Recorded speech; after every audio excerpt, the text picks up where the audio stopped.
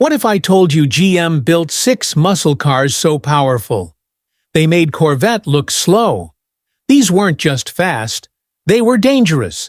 Some were banned, others destroyed, and a few just vanished without a trace.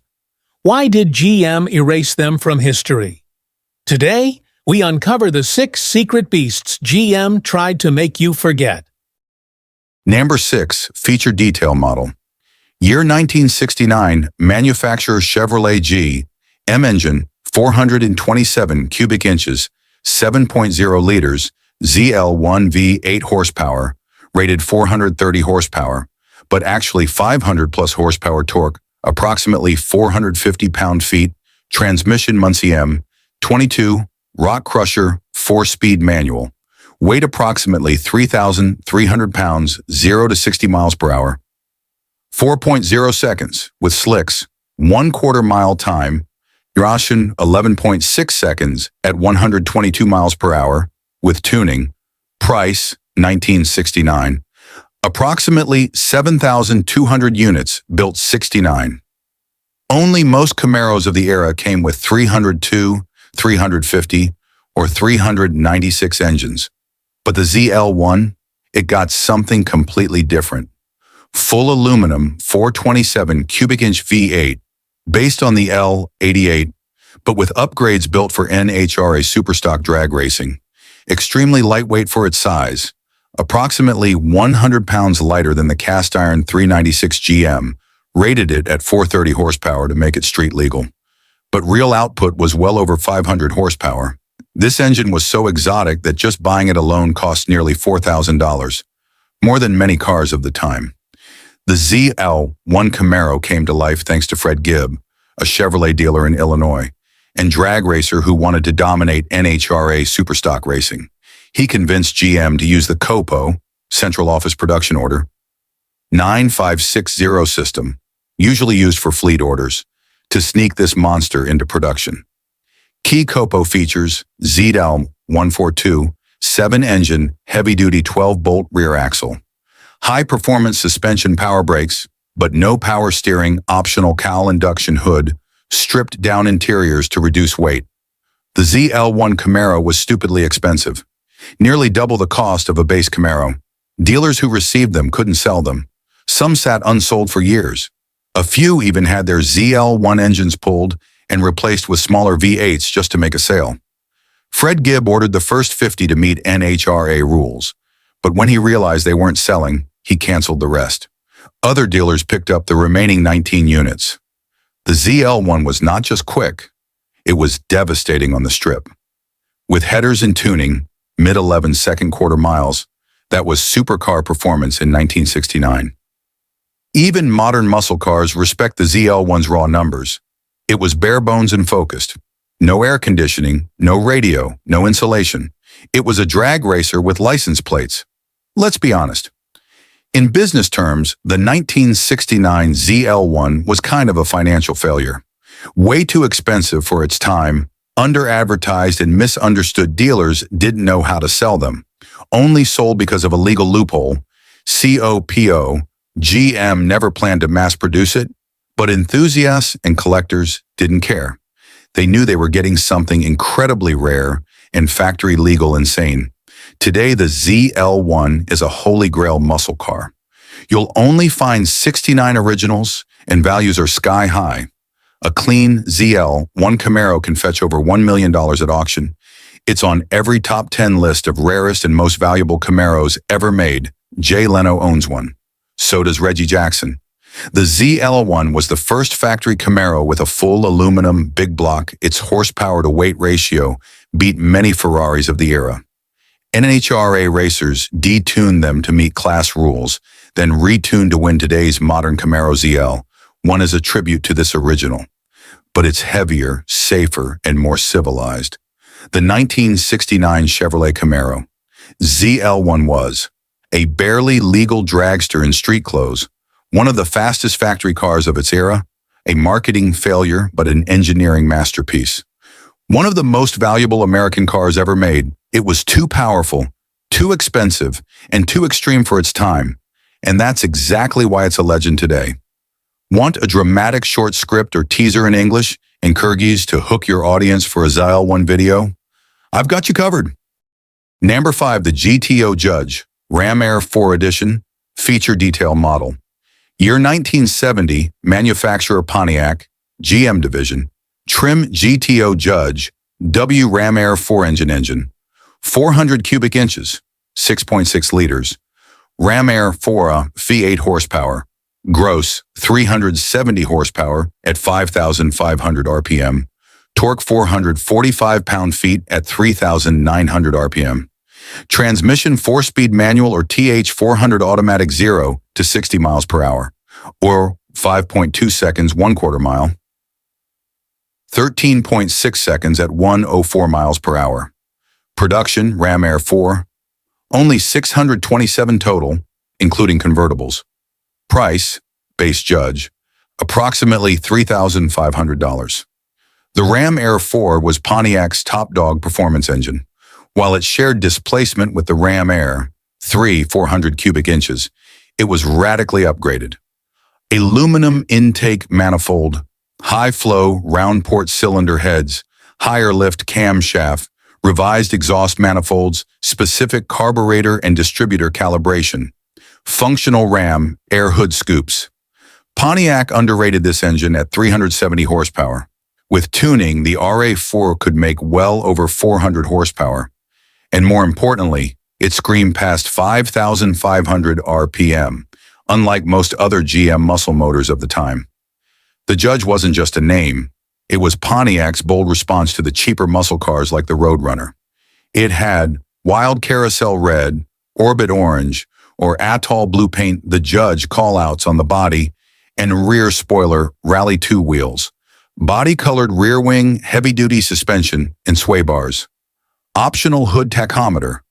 The 1970 version added quad headlights in Endura, nose, slightly revised body lines, optional hood-mounted Ram Air stickers, more aggressive grille and bumper design. Even by 1970, the GTO Judge was a rocket on the street or strip. It could run low 13s with slicks, take on Hemis and Cobra jets, look menacing while doing it. The Ram Air 4-equipped Judge was rare, fast, and dangerous in the right hands. But it came at a price, both financially and mechanically. Air Force was expensive. A $558 upgrade, huge in 1970, required high-octane fuel and constant tuning. Known to overheat in traffic, lumpy idle made it a pain in daily use. Insurance premiums skyrocketed due to rising street racing and accidents. Despite being one of the fastest cars Pontiac ever built, the 1970 GTO Judge, especially with RAR4, was a sales flop. Only 627 total Ram Air 4 Judges were built, 397 coupes, 17 convertibles. Insurance rates crushed youth buyers' emissions, and gas prices were tightening the noose. The muscle car era was already peaking. The Judge was dropped completely in 1971, and the Ram Air 4 disappeared after 1970. It depends on how you define stupid. A factory hot rod with track-ready performance. Eye-popping design that turned heads. Symbol of the peak of muscle car excess, collectible rarity today. Way too loud, rough, and aggressive for daily use. Overpriced compared to base 455 GTOs. Poor sales due to niche appeal. Tuned for the drag strip, not commuting. Basically, too fast, too expensive, too misunderstood. The Judge name came from a comedy sketch on Rowan and Martin's Laugh-In Pontiac. Originally didn't want the name, but it stuck. The RA4 engine was hand-assembled in part and used blueprinted internals. Pontiac engineers had to trick GM brass into letting them build the GTO in the first place, back in 1964. Our RA4 Judges are blue-chip muscle cars. A matching numbers 1970 GTO Judge Ram Air 4 4-speed coupe can sell for $300,000, plus RA4 convertibles or unicorns. Only 17 built, with fewer surviving. They appear at Barrett-Jackson, Mecum, and even Jay Leno's garage. They're brutally fast, extremely rare, and dripping with late 60s attitude. The 1970 Pontiac GTO Judge with the Ram Air 4 is the loudest, proudest factory hot rod of its time. A car that made no compromises for comfort or sanity. Mechanically temperamental but brutally effective. A legend among GM performance cars. It was too raw for the road, too late for the market, and too much fun to forget. Want a dramatic video intro for this monster in English and Kyrgyz? Or a head-to-head spec sheet against a Hemi Roadrunner? Just say the word. Number 4. The ZR2 was a factory-built racing package for the 1971 Corvette Coupe and Convertible. It was a hardcore, no-compromise performance setup centered around the LS6454 V8 and a whole suite of race-ready parts. Think of it as the GT3 RS of Corvettes, a car for people who valued lap times over luxury. Spec detail model, year 1971, engine 454 cubic inches, 7.4 liters, LS6 V8 solid lifter horsepower SAE, gross 425 horsepower at 5,600 RPM torque, 475 pound-feet at 4,000 revolutions per minute, transmission Muncie M22, rock crusher, 4-speed manual, rear axle ratio 4.1 1:1, heavy-duty positive traction, brakes power, 4-wheel disc, suspension, special HD springs, shocks, and sway bars, curb weight approximately 3,400 pounds 0 to 60 miles per hour, approximately 4.3 seconds 1/4 mile, 12.7 seconds at 111 miles per hour. Units built only 12. Unlike the standard Corvette, the ZR2 wasn't made to impress your date or cruise to a jazz club.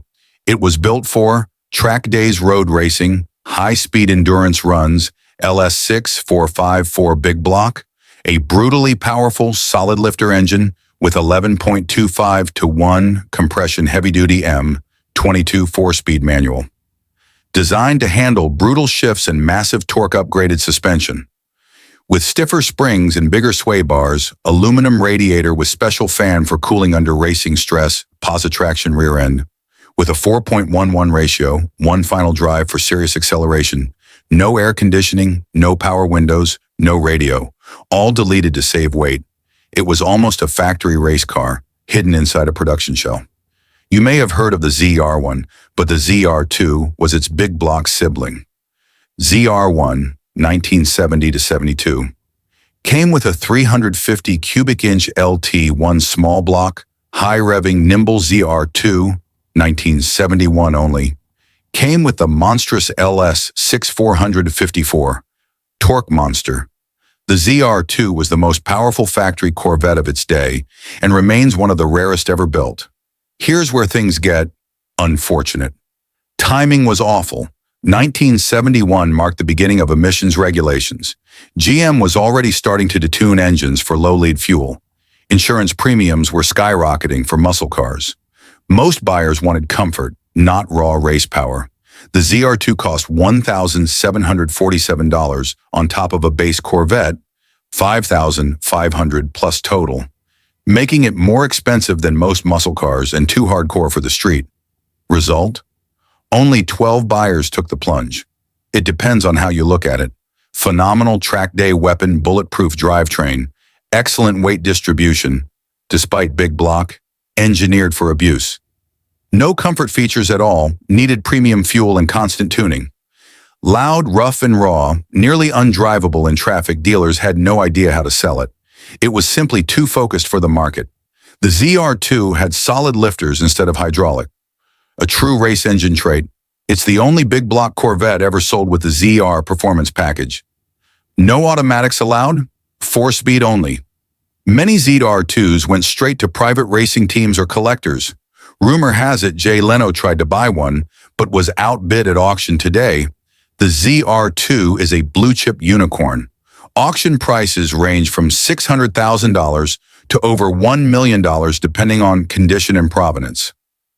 One of the most collectible Corvettes ever built, frequently appears in Corvette Hall of Fame.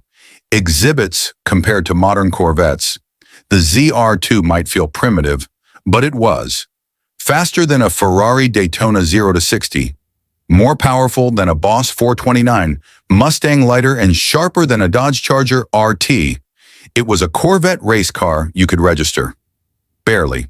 The 1971 Chevrolet Corvette ZR2 is a nuclear-powered relic of peak muscle car insanity, a factory race car for the street.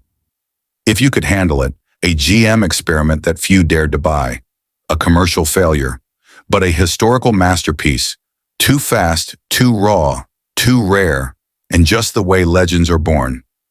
Want a 30-second dramatic video teaser for the ZR2 in English and Kyrgyz? Or maybe a side-by-side with the ZR1 or L88? Just say the word. Number 3.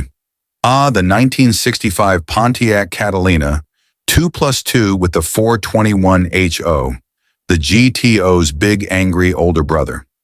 This beast was muscle car meets full-size luxury barge, delivering brute force with class. While the GTO got all the glory in Pontiac showrooms, the Catalina 2+2 was the hidden heavyweight champion. Bigger, badder, and arguably cooler. Let's break down why this car mattered, why it was underappreciated, and why it deserves a spot in muscle car legend. Full detail, 5,000 plus characters. The 2+2 started as an option package on the full-size Pontiac Catalina, intended to compete with Ford's Galaxy 500 XL and Chevy's Impala SS. It combined big block performance, heavy-duty suspension, bucket seats, muscle car looks. In 1965, Pontiac officially promoted the 2+2 as a separate model, making it more than just a trim.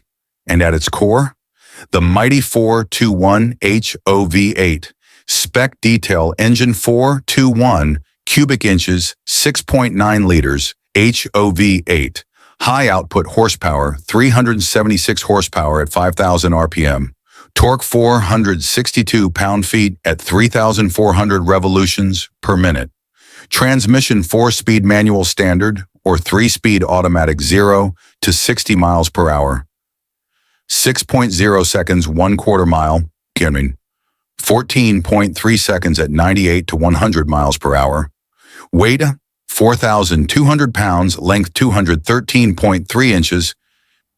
It's a boat. Production 2+2, approximately 11,500 units total. This was a muscle car in a tuxedo, built before the term muscle car was even popularized. 1. The engine, 421 high output. This was the biggest engine you could get in a Pontiac in '65, short of a race car. It featured tri-power carbs, optional, free-breathing heads, high-lift cam, dual exhaust. This was the same engine Pontiac used in NASCAR and drag racing, just tamed slightly for the street. 2. Full-size Fury. Most muscle cars were intermediate-sized GTO Chevel Mustang. The 2+2 was full-size with all the chrome, comfort, and size that implied, but it could still haul asphalt like a muscle car. Third ride and handling package. Unlike many big cars of the era, the 2+2 came with heavy-duty suspension, stiffer springs and shocks, front and rear sway bars, wider wheels and performance tires. It was a corner-carving land yacht, relatively speaking. Why it was awesome and also a bit stupid. Why it was great: looks that killed, long hood, fastback roof, stacked headlights, vicious acceleration for such a big car.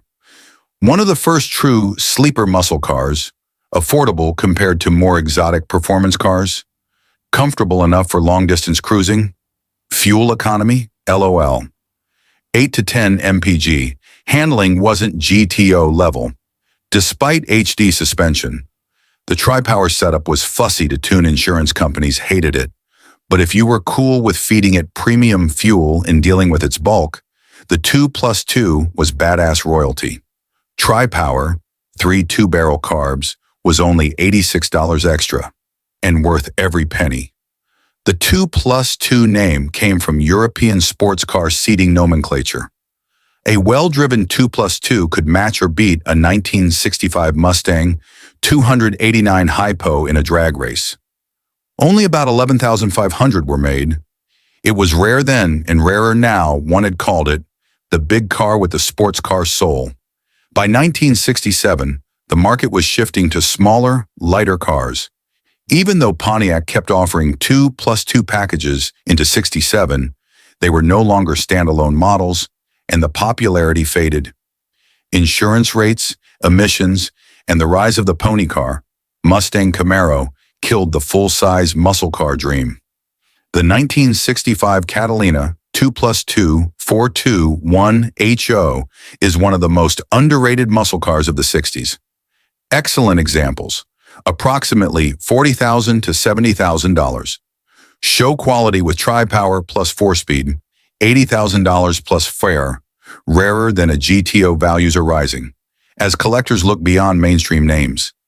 The 1965 Pontiac Catalina 2+2 421 HO is a GTO for grown-ups, a full-size bruiser with hot rod guts. One of the best muscle cars you've never heard of. If the GTO was the hot-headed little brother, the 2+2 was the heavyweight brawler in a sport coat. Big, brutal, and unreasonably fast. Number 2, 1965 Pontiac Catalina 2+2 421 HO, the full-size muscle car. You forgot while the GTO was hogging the spotlight. In 1965, Pontiac quietly dropped a nuclear weapon into its full-size lineup. The Catalina 2+2 with the monstrous 421 HO V8. This wasn't just a big car with a big engine. It was a torque-hurling brute built for serious drivers who wanted muscle car power in a more grown-up package.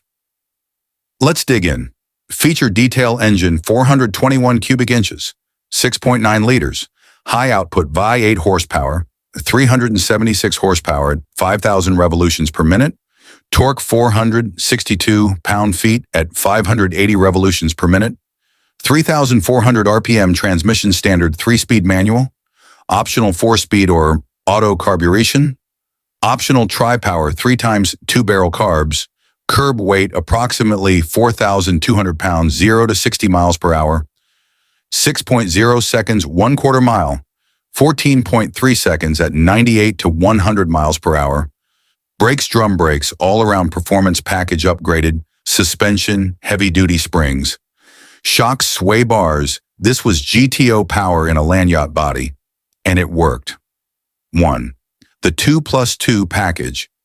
Originally a trim, the 2+2 was elevated in 1965 to model status, making it a real performance contender in its own right. It included bucket seats and center console, special badging and trim sportier suspension setup, VI duty cooling system, chrome accents, and unique wheels. It was meant to compete with cars like the Chevrolet Impala SS409, but with more Pontiac attitude. The engine 421 HO, the optional 421 high-output V8 was Pontiac's top-tier performance engine in 1965. With the tri-power carb setup, 3 barrels, the engine breathed deeply and pulled hard from idle to redline. This was serious. Despite its size, the Catalina 2+2 could outrun many lighter competitors. It could match a Mustang 289 Hypo or Chevel SS 396 in the quarter mile. With the tri-power and 4-speed manual, it was a legitimate muscle car killer. The heavy-duty suspension gave it decent handling for its size, though it was still a big, heavy cruiser at heart. It wasn't the quickest car on the track, but it was the coolest car at the drive-in. Style and road presence. Let's talk about the look. Long hood, fastback roofline, quad-stacked headlights, and just enough chrome. The 2+2 was a rolling power statement, stylish without being overdone. Inside, it had a sporty, driver-focused feel, with bucket seats, console-mounted shifter, and optional tachometer. Pontiac nailed the balance between luxury and menace.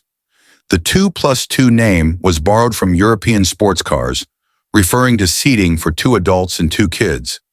Pontiac made the 2+2 a separate model only in 1965 to 66.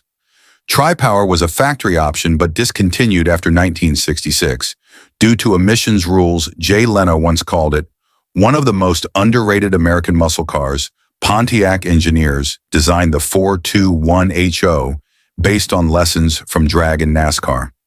Despite its strengths, the 2+2 was overshadowed by smaller, cheaper, more aggressive-looking muscle cars like the GTO, Chevel, and Mustang.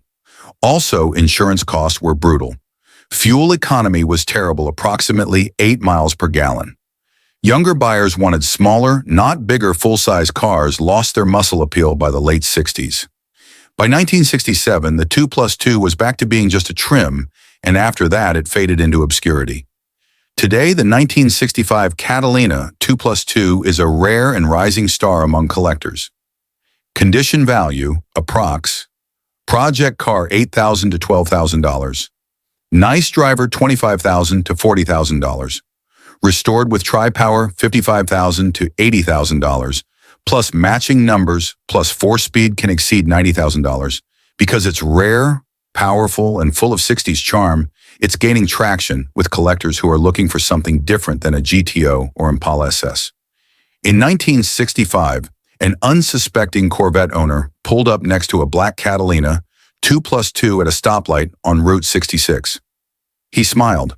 The car looked like a family hauler with sporty trim. He revved his small block V8. The light turned green.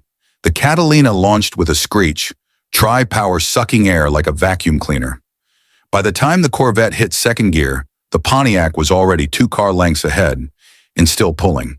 The Corvette driver never smiled again. The 1965 Pontiac Catalina 2+2 421 HO is a true full-size muscle car loaded with style, torque, and attitude. The GTO's forgotten heavyweight sibling, a rising star in classic car circles. If the GTO was a street fighter, the 2+2 was a heavyweight champ in a silk suit. Number 1. You're about to hear the legend of one of the most brutal muscle cars ever built. The 1970 Chevrolet Chevel SS454 LS6. The undisputed king of the street in its day. This wasn't just a fast car, it was a street-legal dragster with a license plate. Let's dive into full details, 5,000-plus characters, of this iconic beast. Specs, legacy, and why it still makes modern muscle cars sweat. In 1970, Chevrolet dropped a sledgehammer on the muscle car world. The LS6-powered Chevel SS454. With 450 horsepower, it was the most powerful factory-built muscle car you could buy. Period. It wasn't subtle. It wasn't refined. It was pure American overkill, and that's why it's still worshipped today. Category detail model, 1970 Chevrolet Chevel, SS454, LS6 engine, 454 cubic inches, 7.4 liters, LS6, big block fee, 8 horsepower, 450 horsepower, at 5,600 RPM, torque 500 pound-feet at 3,600 RPM, 0 to 60 miles per hour, approximately 5.4 seconds, some tests, 4.9 seconds 1/4 mile, approximately 13.2 seconds at 108 plus miles per hour. Transmission Muncie 4-speed manual or turbo 400 auto rear. Axle 12-bolt with 3.31, 3.55 or 4.10 gears weight. 3,900 pounds MSRP, new. $3,800. Estimated built, 4,475 less 6 cars, true number debated. The heart of the Chevel SS454 LS6 was its race-bred monster motor, 11.25 to 1, 1 compression ratio, solid lifter camshaft 800, CFM Holley 4-barrel carb, Winters aluminum intake manifold, forged steel crank and rods. It was factory rated at 450 horsepower, but many say the real output was closer to 500 plus horsepower. Chevy underreported horsepower numbers in the muscle era to help customers with insurance. His engine was ready for the drag strip right off the showroom floor.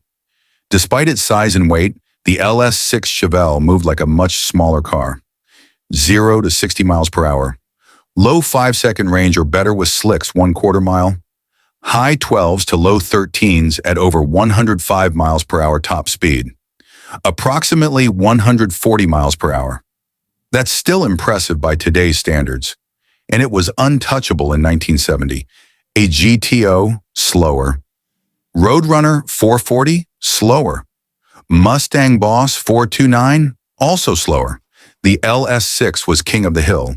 To get the LS6, you had to order RPOZ 15SS454, Option R, POLS 6-engine upgrade, cowl induction hood with functional flapper, blacked-out grille and tail panel, SS badging, sport wheels and stripes. Optional interiors were surprisingly plain. Chevy focused the money on the engine and drivetrain. You could even get it with power windows and air conditioning, although most enthusiasts skipped those luxuries. Why it was great. Dominated the street and strip, brutally fast in stock form, still looked like a normal midsize car. Factory parts easily supported 11 to 12 second 1/4 mile times. Limited production equals rare and collectible. Too powerful for the average driver, couldn't hook up on street tires. Smoked the rear endlessly. Premium gas only, plus approximately 8 miles per gallon. High insurance premiums, overkill for daily use. Chevy basically sold you a race engine with a warranty, something no manufacturer could get away with today. Unfortunately, 1970 was the last golden year of raw, unregulated power. In 1971, compression ratios dropped, emissions rules tightened, and insurance companies started punishing high horsepower cars. The LS6 disappeared after just one model year, and the muscle car era began its slow death. In a 1970 street race in Detroit, a red LS6 Chevel lined up next to a 426 Hemi Roadrunner. The moper guy laughed. Hemi ruled, right? Green light. The LS6 launched so violently it lifted the front wheels. The Roadrunner was left staring at taillights. At the next light, the Chevy guy just rolled down his window, smiled and said, "Should have bought a Chevy." Condition estimated value, 2024 to 2025. Project car, $50,000 plus clean driver, $125,000 to $180,000. Fully restored Mosh original, $250,000 to $400,000, plus LS6 convertible, ultra rare, $500,000 plus if original, because it was only made in 1 year and was the most powerful of its kind. The LS6 is now one of the most collectible muscle cars in the world. The 1970 Chevel SS 454 LS6 is the most powerful muscle car of its era, the peak of GM performance engineering, a 1-year-only legend, an unfiltered, tire-shredding brute, still feared at car meets and drag strips today. The Chevel SS 454 LS6 wasn't just fast, it was the end boss of the muscle car era.